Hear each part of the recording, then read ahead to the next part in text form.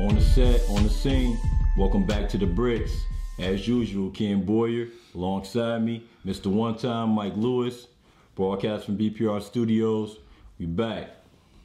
Now, Mike, it's been a lot of, people getting the pink slip today. I mean, I would laugh at that. What do you think about the firings of these coaches? We'll start with the Pistons firing Lawrence Frank. What you think about that? Was it too premature after 2 seasons? No. Lawrence Frank, sir, you tried, man. You tried. The thing with Lawrence Frank is, when you hear about Stuckey, him getting into it, Getty's over here, a veteran forward. He can't get along with him. He's not getting no playing time. People, that still baffles me. It just felt like the team did not respect this man. Yeah. And like I said, like we said off camera, it's like, it's not to say he's a bad coach. It's just that what type of really record do you have? Right. And because, hey, listen, man, NBA players, these veterans, they look at rings. They respect rings. Exactly. That gets you their respect in this league. Right. When you know the respect was pretty much an assistant coach for most of your career, or almost considered like a water boy type guy. Wow. What? Really though, these are the type of shots that they were taking at him, and this is a coach. And then you look at the record itself: 54 and 94 in 2 years. Yeah, they've had a losing streak this year of 10 games in a row. Yeah, that's terrible. You can't bring them back for a 4th year. I'm sorry. Yeah, that was under your contract, but no, you can't.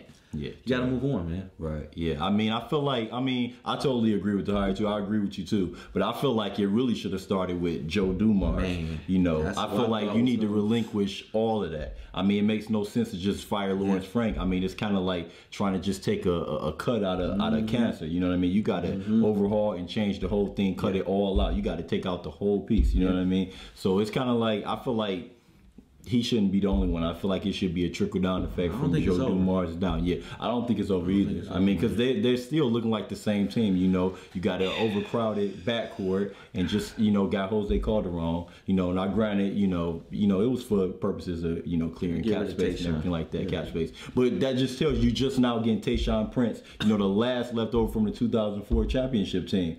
And let's keep in mind, Joe Dumars gave him a 4-year, $28 million extension. What were you doing? Yeah. And then you trade. So it's like, what was that about? Detroit loyalty, man. But people are not going to be loyal. It's just so much that needs to be changed in that entire organization, man. Not just him. But moving on. What was the next? What was the most surprising? Byron Scott. Yeah. Come on, man. Dude.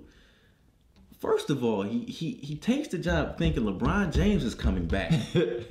It's not even his fault. Right. LeBron James leaves. Oh my God! I know he think, what the heck did I get myself into? And now you stuck with Dion Waiters, Alonzo G, Tristan Thompson, Varejao.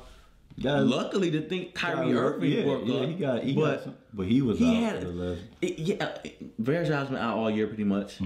He dealt with a lot of injuries, a lot of young guys on the same team. Yeah, not a good mix of veteran leadership. Yeah, and like I said, LeBron James, took the job thinking LeBron James is coming back. Yeah, but you can't really take a job expecting. I thought the writing was on the wall with LeBron. Pretty much everybody knew it was gone. Dan Gilbert knew that LeBron was gone. So he really inherited that team, and I feel like really the dungeon that they were in, especially after LeBron left, he should have at least a 4 to 5 year, minimum to have a chance to right the ship and do what he needed to do. But it seems like it's not, no job is safe now. In this league, in this era now, in any sport that you go to, man, your lifeline, tops, man, and you are gone. If you don't show any progress really within that first year, going into that second year, if you coming out still saying we're rebuilding, man, you have to go.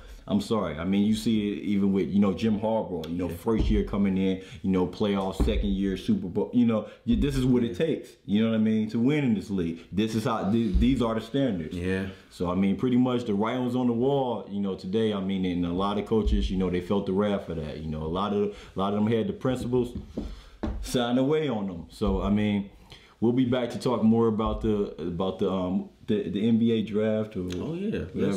let's do the playoff picture. Yeah, playoff picture. Yeah. All right, so we'll be back to talk a little bit about the playoffs when we return. It's the Bricks.